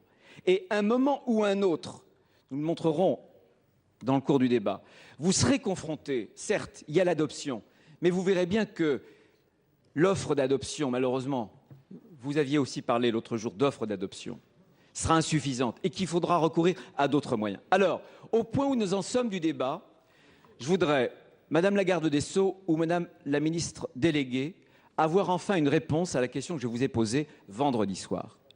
Les propos de la porte-parole du gouvernement sont-ils vrais ou faux? Elle a déclaré deux choses, que la PMA, c'était votre intention, elle se ferait, et qu'un des objectifs de la loi, c'était la régularisation des bébés Thalys, c'est-à-dire des bébés qu'on va faire par insémination artificielle en Belgique. Oui ou non, madame? Je vous sais attaché à la vérité, madame Taubira. Dites-nous la vérité. Aujourd'hui, les Français ont besoin de connaître la vérité. Y a-t-il un double fond à cette loi? Je pense qu'aujourd'hui, on sent, vous sentez, comme nous tous, la colère publique qui monte. Cette colère publique, sans doute est-elle causée par l'attitude de quelques-uns. Cette colère publique, sans doute, est-elle suscitée par l'impuissance publique de beaucoup, depuis longtemps. Il ne faudrait pas que cette colère publique soit aussi suscitée par le mensonge qu'on ferait, peut-être par omission, aux Français. Oui ou non, y a-t-il derrière ce texte autre chose qui se profile sur les méthodes de procréation assistée? Merci de votre réponse. Elle nous intéresse et elle intéresse tous les Français. Merci. Monsieur André Triard. Merci, Monsieur le Président. Monsieur le Président, Mesdames les ministres, mes chers collègues, dans l'article 1er, vous ouvrez le mariage et l'adoption aux couples de même sexe au prétexte que le mariage est la reconnaissance sociale du couple, ce qui est tout à fait réducteur. Le mariage civil n'a pas pour but de reconnaître la relation entre deux personnes et d'officialiser leur amour. En allant jusqu'au bout de cette logique, tous les gens qui s'aiment devraient pouvoir se marier. Or, la loi a fixé des limites. Et pourquoi? Oui, parce que le mariage n'est pas la simple reconnaissance de l'amour, ni même la consécration d'une union privée. Dois-je rappeler ici le symbole que revêt l'obligation de laisser la porte de la mairie ouverte lors de la célébration d'un mariage? Le mariage est une institution de la société qui permet de fonder en droit la filiation biologique. Nous nous citons donc bien au-delà de la simple relation de couple, mais dans le cadre de la famille. Je rappelle que le Code civil dit que le mariage est l'institution par laquelle un homme et une femme s'unissent pour vivre en commun et fonder une famille. On lit aussi à l'article 203, les époux contractent ensemble, par le seul fait du mariage, l'obligation de nourrir, entretenir et élever leurs enfants.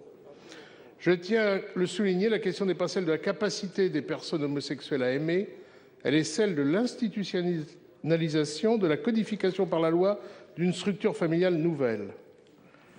Autant l'orientation sexuelle est la résultante d'actes posés par l'individu dans son libre arbitre, autant le mariage est une institution sociale publique entérinée par des représentants de l'État aux yeux de la société. Ceci contredit donc la notion de liberté de se marier, alors même qu'il s'agit d'un acte légal soumis à des conditions précises, à commencer par la différenciation des sexes. Autre postulat erroné sur lequel repose la philosophie de votre projet, votre conception de la loi et de son rôle. Pour nous, la loi ne sert pas seulement à donner des droits, à suivre des évolutions sociales, à faire plaisir à tel ou tel, à assumer les engagements numérotés d'un candidat à la présidence de la République. C'est une boussole qui sert à fixer des valeurs qui sont autant de points de repère pour la société. Et quand cette loi touche à des valeurs ancestrales aussi importantes que celles du mariage ou de la filiation, à des êtres aussi vulnérables que les enfants, nous redoublons de prudence, car nous ne voulons pas jouer les apprentis sorciers. C'est d'ailleurs pour ça que nous avons demandé en vain un grand débat public préalable, tant nous sommes convaincus qu'au-delà de cette légitimité de la représentation nationale que nous incarnons, chaque Français doit pouvoir s'exprimer sur la forme de famille qu'il laissera en héritage à ses enfants. C'est pour cela que nous avons défendu une motion référendaire, car nous débattons aujourd'hui d'un vrai sujet de civilisation qui mérite mieux qu'un texte de loi bricolé, truffé d'incohérences juridiques comme scientifiques et bourré de non-dits. La stabilité de la loi est un outil essentiel pour la démocratie. La philosophie qui est la vôtre s'inscrit aux antipodes. Et je cite, lors du débat à l'Assemblée nationale, l'un de nos collègues députés a résumé par ses propos toute la philosophie du projet. Il est grand temps que la loi rattrape les mœurs. Vous rendez-vous compte, Madame la Ministre, que sous-tend cette phrase et des errements auxquels l'application d'un tel principe pourrait donner lieu. Le rôle de la loi n'est pas de courir après les évolutions de la société, il est d'offrir un cadre de référence cohérent, stable et protecteur aux citoyens. La loi n'est pas faite pour répondre aux desiderata d'une minorité, même si, nous l'avons souligné à plusieurs reprises, un très large consensus se dégage sur la nécessité d'apporter une reconnaissance juridique aux couples homosexuels. Portalis, dont la statue veille ici, ne disait-il pas en son temps, il faut toucher aux lois d'une main tremblante. Ah oui, il est sur notre côté. Il est grand temps que la loi rattrape les mœurs. Vous rendez-vous compte, Madame la Ministre, de ce que la philosophie sous-jacente à ces propos condamne par avance toutes vos dénégations relatives à la PMA et à la GPA. Vous rendez-vous compte de la portée de la déclaration de votre prédécesseur garde des Sceaux, Madame Guigou, présentant le projet de Pacs, mon refus de l'adoption pour des couples homosexuels est fondé sur l'intérêt de l'enfant et sur ses droits à avoir un milieu familial pour épanouir sa personnalité. Même, je vous concède qu'il n'est pas interdit d'évoluer, le moins que l'on puisse dire est que son revirement ne plaide pas en faveur de la confiance que l'on peut placer dans la fermeté des engagements socialistes, en particulier dans des domaines aussi sensibles. Vous trompez les Français en reportant les discussions sur la procréation médicalement assistée à un autre texte. Et Madame la ministre de la Famille a traité avec un mépris et avec une destruction l'ensemble du système de protection de l'enfance. Vous trompez les Français en promettant que la gestation pour autrui ne sera pas autorisée.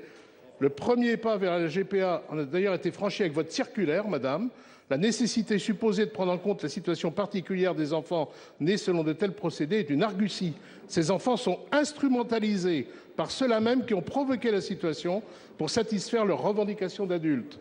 Derrière le mariage pour tous, il y a donc clairement dans votre texte le droit à l'enfant pour tous et par tous les moyens, sans pourtant que vous puissiez assumer ouvertement les conséquences de votre texte. Non, Madame la Ministre, il n'est pas grand temps que la loi rattrape les mœurs. Il est temps que la loi réfléchisse. Merci. Au droit. Monsieur Christophe Béchu. Monsieur le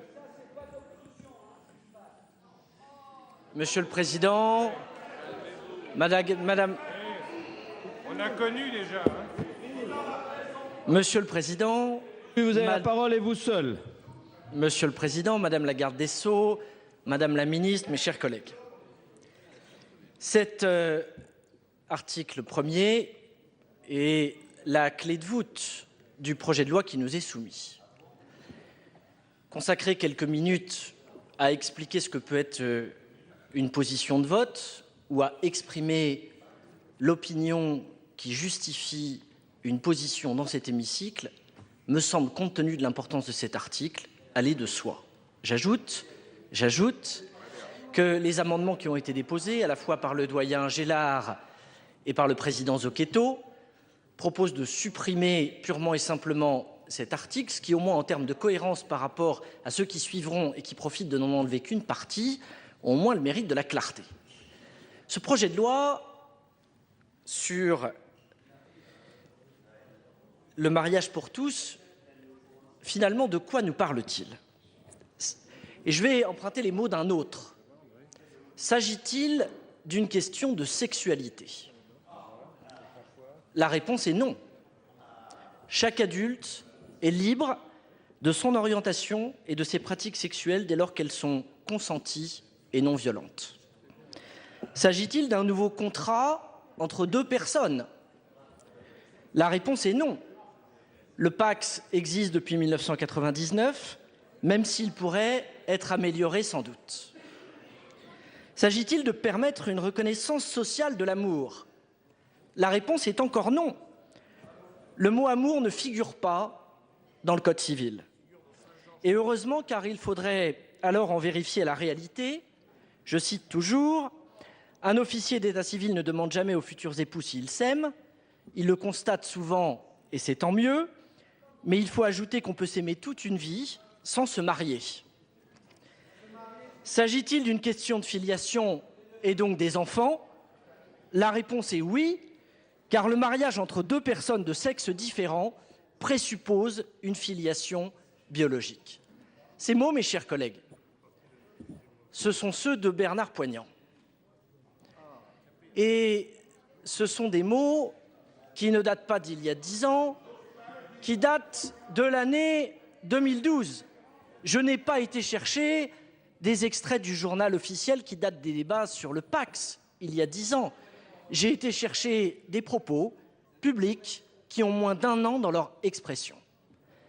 Ce qui montre, au-delà de ce que certains voudraient faire croire, qu'il peut y avoir des opinions personnelles et de conscience sur tous ces bancs, et que chacun sur ce sujet peut avoir une opinion.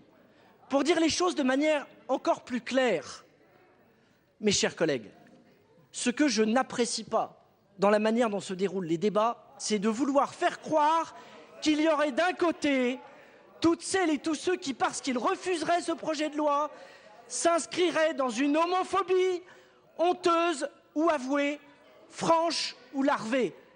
Acceptez, mes chers collègues, qu'il puisse y avoir dans cet hémicycle des gens qui, sans partager votre opinion, ne manquent en aucune manière de respect à nos concitoyens qui vivent d'une manière différente la sexualité et la parentalité.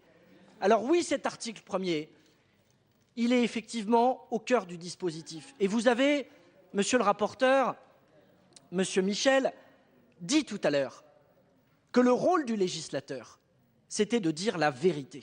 C'est vous, monsieur le rapporteur, qui avez utilisé ces propos. Au cœur des motivations des uns et des autres pour voter ou pour ne pas voter les amendements supprimant cet article 1er, il y a la question de ce qui arrive après. Parce que de manière claire, au nom de la conception que vous avez du principe d'égalité, vous nous dites égalité de mariage, donc égalité devant l'adoption, et donc demain, égalité qui amènera la PMA. Et au nom du même principe d'égalité, on viendra dans cet hémicycle justifier de manière automatique et domino la GPA.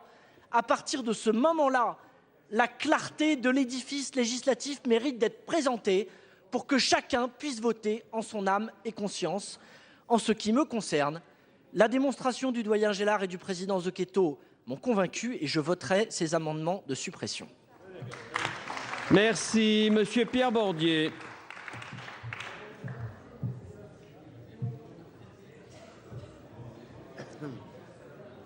Président, Mesdames les ministres, mes chers collègues, l'un des arguments que vous avez avancé régulièrement, Mesdames les ministres, est que le mariage, le vrai, a perdu de sa valeur, qu'il n'est plus qu'une forme de vie de couple parmi d'autres, que l'on constate une forte augmentation des divorces, du nombre de familles recomposées et monoparentales. L'ouverture du mariage aux personnes de même sexe s'inscrit donc dans la politique du moins-disant pour les familles et les enfants. Votre constat est juste. Ce qui est contestable, c'est votre passivité face à ce constat. En tant que garde des Sceaux en charge de la protection des personnes et en tant que ministre en charge des familles, votre action se résume à constater que le cadre protecteur et sécurisant que met en place le mariage pour chacun des membres de la famille n'a plus lieu d'être.